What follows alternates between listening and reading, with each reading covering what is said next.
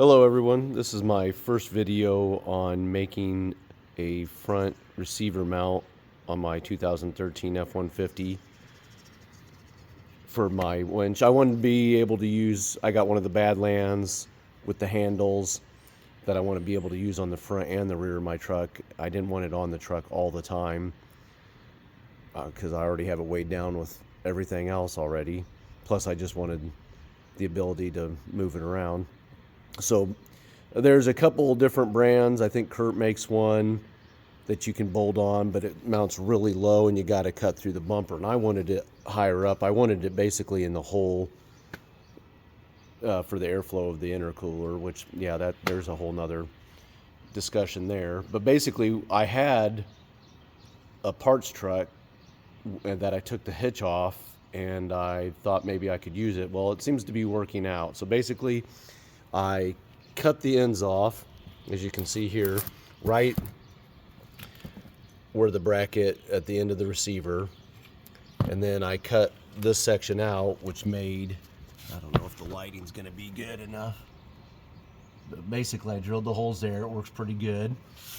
And then the hitch, the receiver here, fits. Now there's a couple different ways. You could leave it farther back. There is wiggle room, which is nice. You could leave it farther back and then use one of those extensions. But I really just didn't want to add one more thing, just one more pin, one more thing. Because when the bumper is on, it is tight. I'm going to have to really slide my hand in there, to get the pin in. But so I didn't, on mine, I notched here and it pulled it up.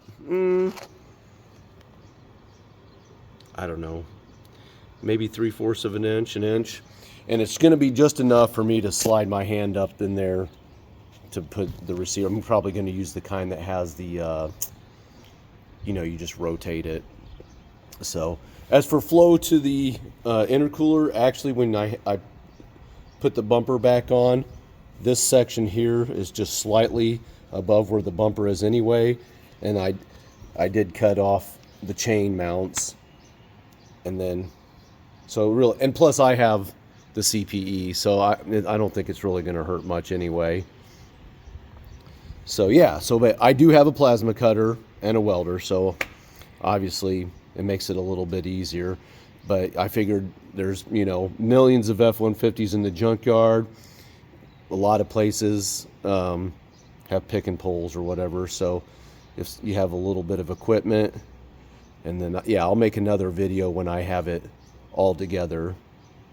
So all right, have a good one.